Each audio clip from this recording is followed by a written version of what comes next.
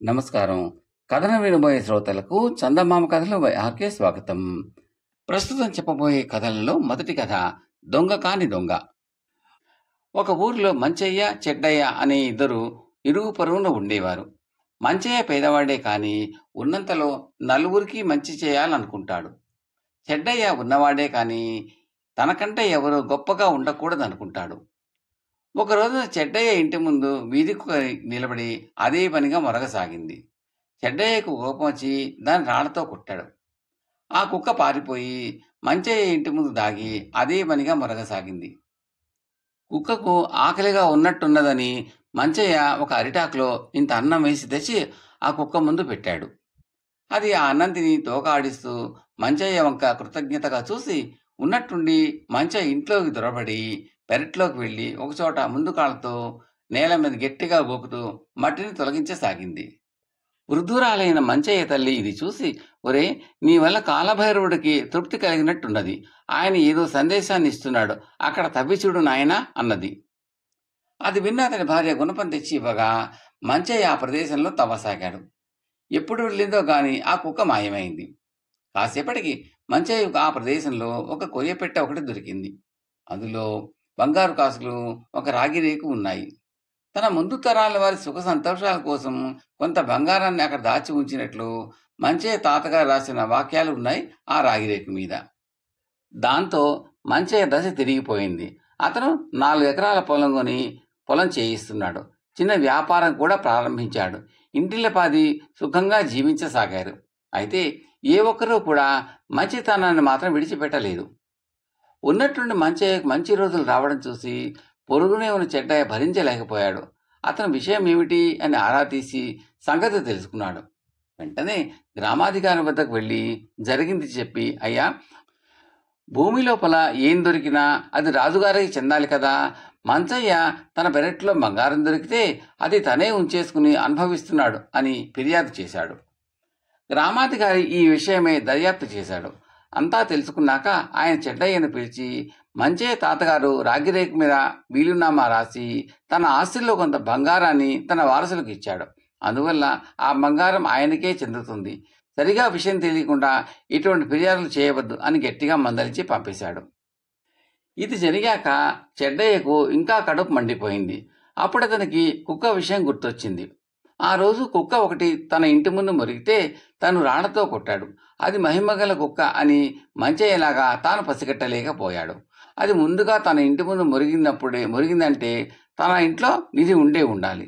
ఆ కుక్క ఎక్కడుందో తనకెలా తెలుస్తుంది? చెడ్డయ్య ఆ కుక్క కోసం గాలింపు ప్రారంభించాడు. అరటి ఆకులో అన్నం పెట్టుకుని కుక్క కోసం ఎదురు చూడసాగాడు. అతడి పిసినారతనం తెలియడం వల్లనో ఏమో ఏ కుక్క అతడి ఇంటి దరిదాపులకు రాలేదు. అయినా చెడ్డయ్య ఓపికగా ఎదురు చూస్తూనే ఉన్నాడు. అలా వారం రోజులు గడిచాక ఒక కుక్క చెడ్డయ్య ఇంటి ముందు ఆగి మొరగసాగింది. కొంతకాలం క్రితం తాను రాళ్లతో కొట్టిన కుక్క అదేనని అతడు గుర్తించి వెంటనే దానికి అన్నం పెట్టాడు. ఆ కుక్క అన్నం తిని తోకాడించుకుంటూ చటుక్కున ఇంట్లో దూరి పెరట్లోకి వెళ్ళి ఒకచోట నేలను గోకింది. అక్కడ తవ్వితే చెడ్డయ్యకు పెద్ద కొయ్య పెట్టి దొరికింది. దాని నిండా రత్నాలు, ముత్యాలు, ఒక వజ్రాల హారం, 4 బంగారు కంకణాలు కూడా ఉన్నాయి. పెట్టెలో రాగిరేకు ఏమైనా ఉంటుందేమోనని తెగ వెతికాడు చెడ్డయ్య. కానీ అలాంటిది ఏమీ దొరకలేదు. ఎందుకైనా మంచిదని చెడ్డయ్య తన తాతగారి పేరిట ఒక వీలునామాను రాగిరేకు మీద రాయించి దగ్గరుంచుకున్నాడు. మంచివాళ్ళు ఉన్నది అనుభవించి ఆనందిస్తారు. కానీ చెడ్డవాళ్ళు తమ వైభవాన్ని ఇతరులకు చూపించడంలోనే ఆనందం పొందుతారు. ఆనాటి నుంచి చెడ్డయ్య ఇంట్లోని వారందరూ బంగారు ఆభరణాలు ధరించసాగారు. చెడ్డయ్య భార్య మెడలో వజ్రాల హారం వేసుకుని మురిసిపోసాగింది. ఇలా ఉండగా మారువేషంలో దేశ సంచారం చేస్తూ ఆ దేశపు రాజు ఆ ఊరు వచ్చాడు. అనుకోకుండా దేవాలయంలో చెడ్డయ్య భార్య మెడలోని వజ్రాల హారాన్ని చూసి ఆశ్చర్యపడ్డాడు ఆయన. ఆ హారం ఆయన పూర్వీకులది. ఆయన తాతగారి హయాంలో ఒకరోజు సూర్యాస్తమయం వేళ ఉద్యానాల్లో ఒంటరిగా ఉన్న రాజుగారి నాయనమ్మను ఒక దొంగ కొట్టి కొన్ని నగలతో పారిపోయాడు. వాటిలో ఈ వజ్రాల హారం కూడా ఉన్నది. రాజు తాతగారు ఈ వజ్రాల హారం నమూనా గీయించి దాన్ని దేశమంతటా తెప్పించి చాటింపు వేయించాడు. కానీ దొంగ దొరకలేదు. దొంగను పట్టి శిక్షించే వరకు తనకు ఆత్మశాంతి లేదు అంటూ కన్ను మూశాడు ఆయన. రాజు తండ్రి కూడా ఆ హార నమూనాను తన వద్ద ఉంచుకుని దొంగను పట్టడానికి విశ్వ ప్రయత్నాలు చేసి విఫలుడై ఆ బాధ్యతను రాజుకు అప్పగించాడు. ఇప్పుడు రాజు వద్ద ఉన్న నమూనా అది. రాజు గ్రామాధికారిని కలుసుకుని తన మారువేషం తొలగించి అతడికి విషయం చెప్పాడు. అక్కడ ఇక్కడ ఆరా తీయగా చెడ్డయ్య సృష్టించిన దొంగ రాగిరేకు వల్ల చెడ్డయ్య తాతే దొంగ అని రాజు నమ్మి చెడ్డయ్యతో, ఒరే, నీ తాతకు నువ్వు అన్నిటా వారసుడివి కనుక ఆ దుష్టుడు చేసిన పనికి నిన్ను కూడా శిక్షించక తప్పదు. అప్పుడే నా పూర్వీకులకు ఆత్మశాంతి లభిస్తుంది. వాడు దొరికి ఉంటే ఉరిశిక్ష వేసి ఉండేవాడిని. సరే, నిన్ను 1 ఏడాది కఠిన కారాగార శిక్షతో విడిచిపెడుతున్నాను అన్నాడు.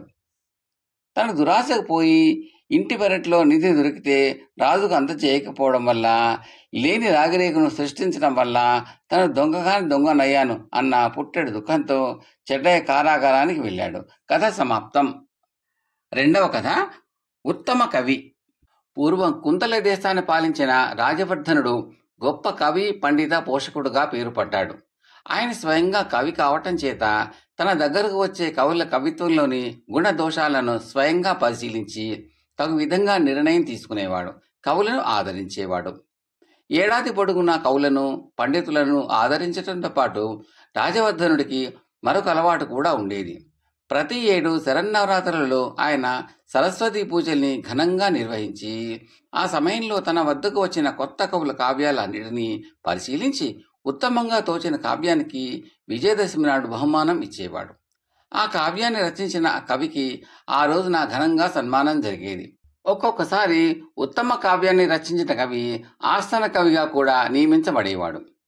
ఒక సంవత్సరం సరస్వతి పూజల వేళకు వచ్చిన కవుల కావ్యాల్లో రామశర్మ, కృష్ణస్వామి అనే 2 కవుల కావ్యాలు ఉత్తమ కావ్యాల పరిశీలనకు ఎన్నికయ్యాయి. రాజుతో పాటు ఆ కావ్యాల గుణదోషాల్ని పరిశీలిస్తున్న ఇతర కవులు రామశర్మ కావ్యం కృష్ణస్వామి కావ్యం కంటే ఉత్తమమైనదిగా తోస్తున్నది.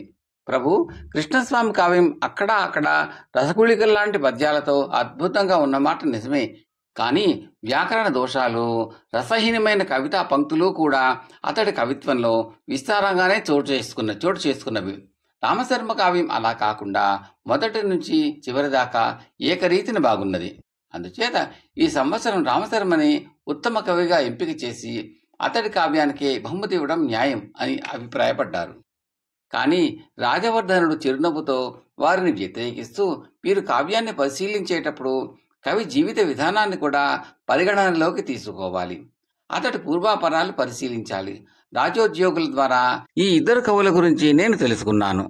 రామశర్మ విద్యాధికుడు, ధనికుడు, ఇప్పటికీ ఒక జమీందారు గారి ప్రాపకంలో ఉన్నవాడు. అతడి గ్రామం సస్యశ్యామలంగా పచ్చని పైరు పంటలతో కళకళలాడే ప్రదేశం. అన్ని సౌకర్యాలు, అర్హతలు ఉన్నవాడు ఈ మాత్రంగానే రాయగలిగాడు అంటే అతడిలో భావావేశపు పాలు అంతంత మాత్రంగానే ఉన్నదన్నమాట. ఇక కృష్ణస్వామి విషయానికి వస్తే అతను కేవలం కృషిబలుడు. అంతంత మాత్రపు విద్యార్హతలతో కుటుంబం కోసం రోజూ శ్రమదీవెన సాగిస్తున్న అతడి నివాస ప్రాంతంలో చవిటి నెలలు అధికం.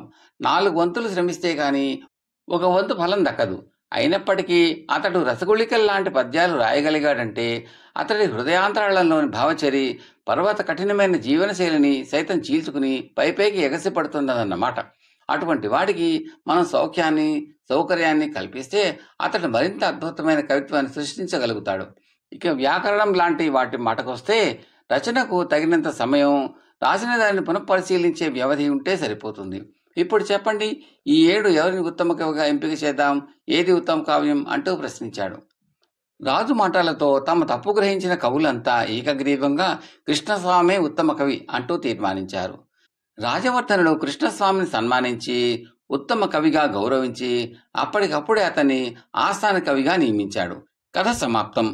3వ కథ మంచి మనసుకు మంచి రోజులు. రత్నగిరి జమీందారు తోటవాలి హఠాత్తుగా పాము కరిచి చనిపోయాడు. అతడి భార్య, 2 కొడుకులు ఉన్నారు. వారిని పరామర్శించబోయిన జమీందారు తోటమాలి భార్యతో, ఇప్పుడు మీకు బతుకు తెరువు చూపించాల్సిన బాధ్యత నాకున్నది. ఎదిగి వచ్చిన నీ పెద్దబ్బాయికి నా కొలువులో ఏదైనా ఉద్యోగం ఇస్తాను అన్నాడు. అందుకు తోటమాలి భార్య, అయ్యా, పెద్దవాడు తెలివిగలవాడు, కలుపుగోలు మనిషి, అందరితోనూ మంచిగా ఉంటాడు. ఎటువంటి కష్టమైనా భరించి అనుకున్నది సాధించగలడు, ఎలా అయినా బతకగలడు. దయ ఉంచి చిన్నవాడికి ఉద్యోగం ఇవ్వండి, మీ నీడలో వాడి మానాన వాడు బతికిపోతాడు అన్నది. ఇందుకు జమీందారు పెద్దవాడి అంగీకారం కోసం అడిగాడు. పెద్దవాడు సంతోషంగా అంగీకరించాడు. ఒక వారం తిరిగేలోపుగా చిన్నవాడు జమీందారు కొలువులో చేరిపోయాడు. వాడికి జీవితం సుఖంగా సాగిపోతున్నది. ఈ లోపల పెద్దవాడు తండ్రి సంపాదించి వదిలిపోయిన అంతగా వ్యవసాయ యోగ్యం కాని 2 ఎకరాల బీడు పొలాన్ని రాత్రింబవళ్ళు శరీర కష్టంతో తీర్చిదిద్దాడు. అక్కడా ఇక్కడ అప్పు తెచ్చి పెట్టుబడి పెట్టి మామిడి మొక్కలను నాటాడు. తోటను కంటికి రెప్పలా కాపాడాడు. 4-5 ఏళ్లు గడిచేసరికి తోట కాపుకొచ్చింది. క్రమేణా పెద్దవాడికి ఆదాయం చేతికి అందసాగింది. ఇలా 2-3 ఏళ్లు గడిచేసరికి పెద్దవాడు గ్రామంలో కాస్త ఆర్థికంగా స్థిరపడ్డాడు. ఈ విషయం ఆ నోట ఈ నోట రత్నగిరిలో ఉన్న చిన్నవాడికి చేరింది. అన్న బాగుపడటం వాడికి ఇష్టం లేకపోయింది. త్యాగబుద్ధి చూపి తనకు బతుకు తెరువు చూపాడన్న కృతజ్ఞత కూడా లేకపోయింది. ఉన్న పడాన్నవాడు పల్లెకు ఊడిపడ్డాడు. వాడు తల్లితో, ఇదేమన్నా న్యాయంగా ఉందా? నాన్న సంపాదనలో అన్నదమ్ములైన మా ఇద్దరికి సమాన హక్కు ఉన్నది కదా, అన్న ఒక్కడే అనుభవిస్తూ ఉంటే చూస్తూ ఊరుకున్నావేం అన్నాడు. న్యాయం చెప్తే చిన్న కొడుక్కి మరింతగా కోపం వస్తుందని ఆమె నోరు మెదపలేదు. ఇది పని కాదని చిన్నవాడు మహామూర్ఖంగా గ్రామంలోకి పోయి తన దూరపు బంధువు శరభయ్య అనేవాడితో తనకు అన్యాయం జరిగింది అంటూ మొరపెట్టుకున్నాడు. ఇలాంటి తగాదాలంటే శరభయ్యకు మహా వినోదం. గ్రామంలో ఏ తగాదా వచ్చినా దాన్ని పెంచడమే కాక దాన్ని చివరకు తనకు లాభంగా మార్చుకోగలగటంలో మహాదిట్ట. శరభయ్య చిన్నవాడిని బుజ్జగిస్తూ, ఒరే చిన్న, ఇది అంత తేలిగ్గా తేలే విషయం కాదు, గ్రామ పెద్ద వద్దకు పోవాల్సిందే అన్నాడు. గ్రామ పెద్ద శరభయ్యకు మంచి మిత్రుడు, పైగా లంచగొండి. అందువల్ల శరభయ్య చిన్నవాడికి అనుకూలంగా తీర్పు వచ్చేటట్టు చూడగలిగాడు.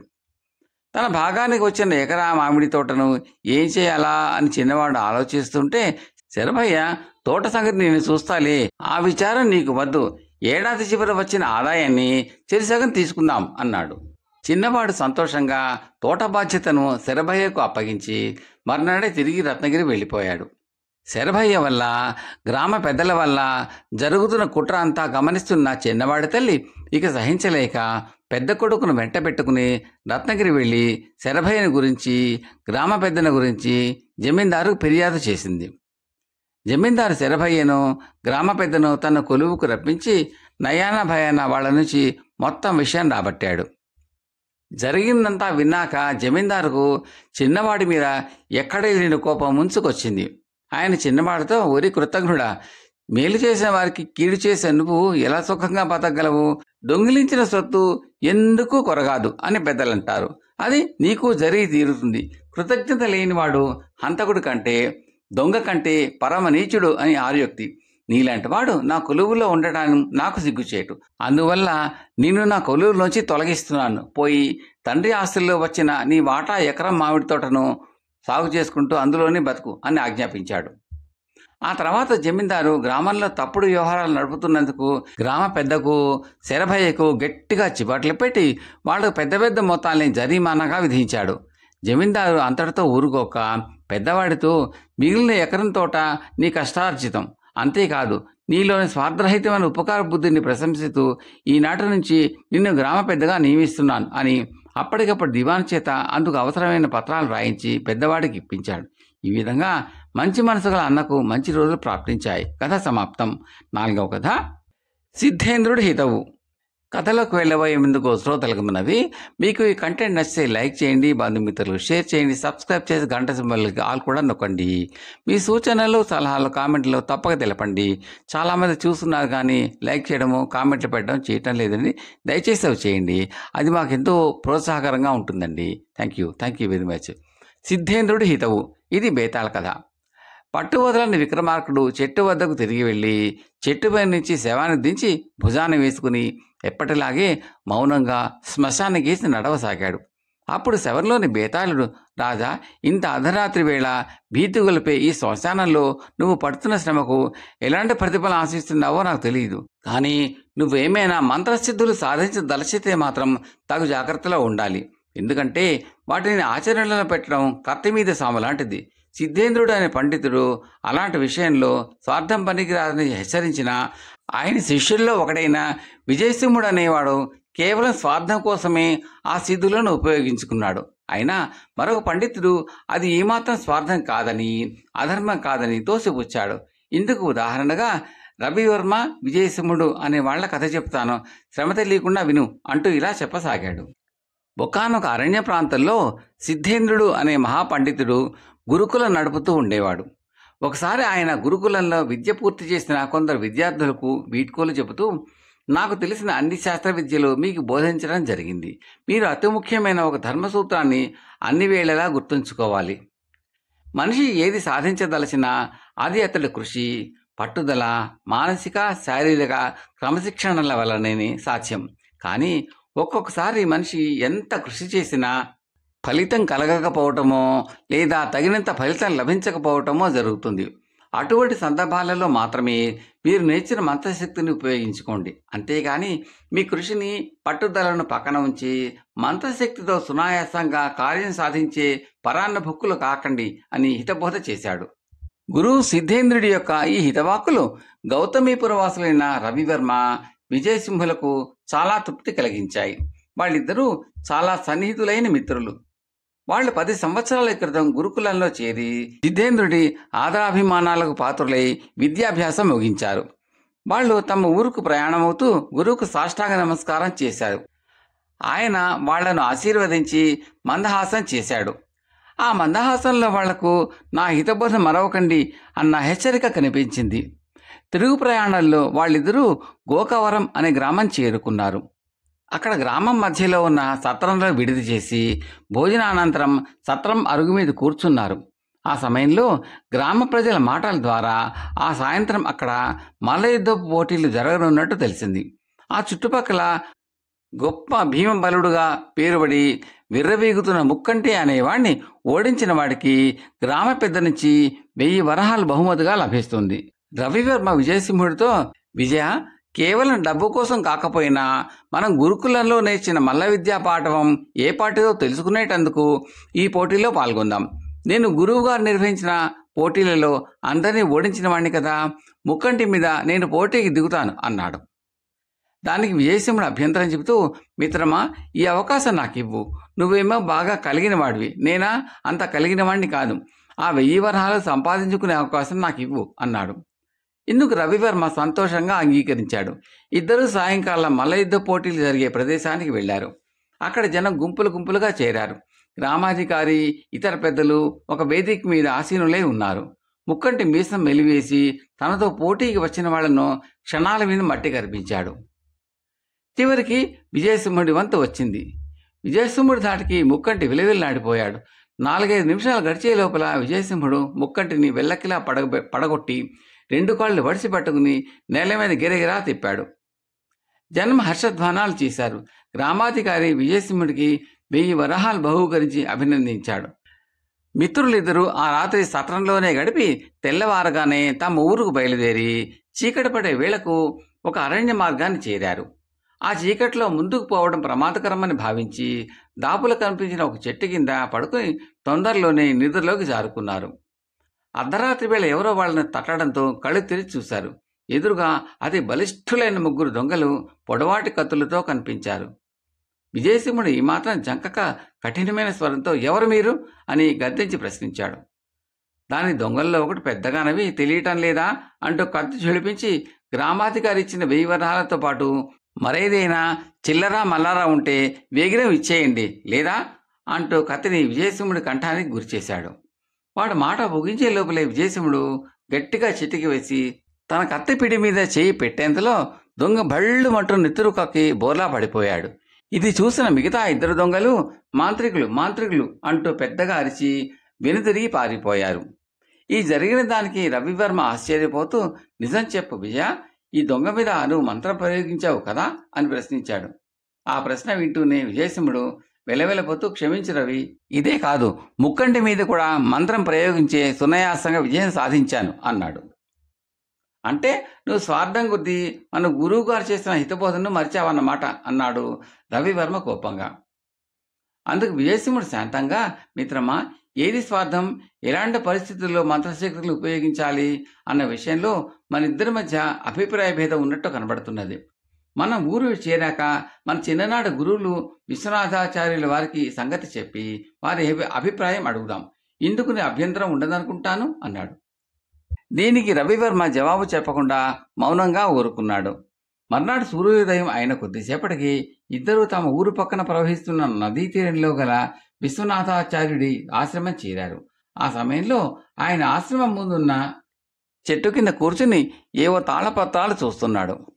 రవివర్మ, విజయసింహుడు ఆయనను సమీపించి పాదాభివందనం చేశారు. ఆచార్యుడు వాళ్ళని దీవించి, మీరు సిద్ధేంద్రుల వారి గురుకులంలో విద్యాభ్యాసం ముగించి తొందరలో రాబోతున్నట్టు మీ పెద్దల ద్వారా విన్నాను. సిద్ధేంద్రుల వారు కుశలమే కదా అని అడిగాడు. ఇద్దరూ ఆయనకు తమ గురువుగారి క్షేమ సమాచారాలు చెప్పి, ఆయన తమ వీడ్కోలు చెప్పిన సమయంలో చెప్పిన హితవచనాలు విశ్వనాథాచార్యుడికి తెలియజేశారు. విశ్వనాథాచార్యుడు సంతోషంగా, సిద్ధేంద్రుల వారి హితవాక్యాలు మీరిద్దరూ జీవితంలో మరిచిపోదగ్గవి కాదు అన్నాడు మందహాసంతో. వెంటనే రవివర్మ, గురువర్య, ఆ మహానుభావుడి హితవును విజయసింహుడు ఆ గురుకుల ప్రాంగణం దాటుతూనే మరచిపోయాడు. అందుకు కారణం అతడి స్వార్థం తప్ప మరేమీ కాదు అన్నాడు. ఆ మాటలకు విశ్వనాథాచార్యుడు ఆశ్చర్యపోయి విజయసింహుడికేసి చూశాడు. ఇది గమనించిన విజయసింహుడు, నా స్వార్థం సంగతి రవివర్మనే చెప్పనివ్వండి గురువర్య అన్నాడు. ఆచార్యుడు తల పంకించగానే రవివర్మ ఆయనకు విజయసింహుడు ధనాశతో స్వార్థం కొద్దీ మల్లుడు ముక్కంటి మీద, దొంగల మీద తన మంత్రశక్తిని ఉపయోగించాడు అంటూ వివరించి, గురువర్య, ఇది స్వార్థం అధర్మం అనిపించుకోదా? సిద్ధేంద్రుల వారి హితవచనాలను తోసిపుచ్చడం కాదా అని అడిగాడు.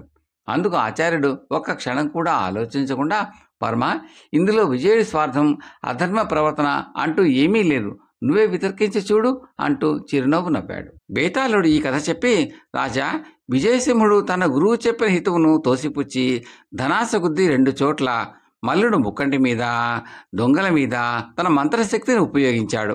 ఇది స్వార్థం అధర్మం అనిపించుకుంటుంది కదా. వాస్తవం ఇలా ఉండగా శాస్త్రజ్ఞాని అయిన విశ్వనాథాచార్యుడు ఇందులో అలాంటిది ఏమీ లేదు అనడం వింతగా లేదా? ఈ సందేహాలకు సమాధానం తెలిసి కూడా చెప్పకపోయావో నీ తల పగిలిపోతుంది అన్నాడు. దానికి విక్రమార్కుడు, విజయసింహుడి ప్రవర్తనలో స్వార్థం అధర్మం అంటూ ఏమీ లేదని విశ్వనాథాచార్యుడు చెప్పడం యుక్తియుక్తంగానే ఉంది. స్వార్థం అనే దానికి పరిమితులు, మినహాయింపులు ఉన్నవి. మహామల్లుండని విర్రవేగే ముక్కంటిని మంత్రశక్తితో ఓడించడం స్వార్థం అనిపించుకోదు. ఇప్పటికే తనకు ఎదురు లేదని ఎంతో అహంకారంతో విర్రవేగే ముక్కంటి ఇందులోనూ గెలుపొందితే మృగంలాగా కన్నుగానని దురహంకారంతో ప్రవర్తించే అపాయం ఉన్నది. అందుకే అతన్ని మంత్రశక్తితో ఓడించి అతని దురహంకారం అదుపులో ఉండేలా చేశాడు. ఇక దొంగల సంగతి. కత్తులు ఝుళిపిస్తున్న ఆ 3 దొంగలు ఎంతటి క్రూరత్వానికైనా సిద్ధపడతారు. తమ దగ్గర ఉన్న ధనం ఇచ్చినా ప్రాణాలతో వదిలిపెడతారు అన్న నమ్మకం లేదు. తనకేగాక తన మిత్రుడి ప్రాణాలకు కూడా హాని కలిగించవచ్చు. ఆ అపాయాన్ని శంకించే విజయసింహుడు మంత్రశక్తిని ఉపయోగించాడు. ప్రాణరక్షణ యత్నంలో వైరిని చంపడం స్వార్థం అనిపించుకోదు కదా. ఇక ధర్మం సంగతికి వస్తే సర్వకాల సర్వావస్థలలోనూ ఏ మార్పు లేని ధర్మం అంటూ ఉండదు. యుగానికి సామాజిక పరిస్థితులకు అనుగుణంగా అది మార్పు చెందుతూ ఉంటుంది. ఇక్కడ మరొక విషయం గమనించాలి. చిన్ననాటి గురువు చేసిన హితబోధను మరిచావని రవివర్మ అభియోగం చేసినప్పుడు విజయసింహుడు సమాధానం చెప్పకుండా మౌనం వహించి చిన్ననాటి గురువు దగ్గరికి తీసుకువెళ్ళాడు. అంటే తాను చేసిన పనుల్లో స్వార్థం లేదని చెప్పినా మిత్రుడు తప్పు చేసి సమర్థించుకుంటున్నాడు అనుకుంటాడే తప్ప అంత సులభంగా నమ్మడు.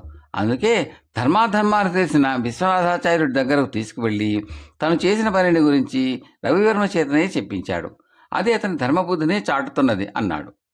రాజుకి ఈ విధంగా మౌనభంగం కలగగానే బేతాళుడు శవంతో సహా మాయమై తిరిగి చెట్టెక్కాడు. కథ సమాప్తం.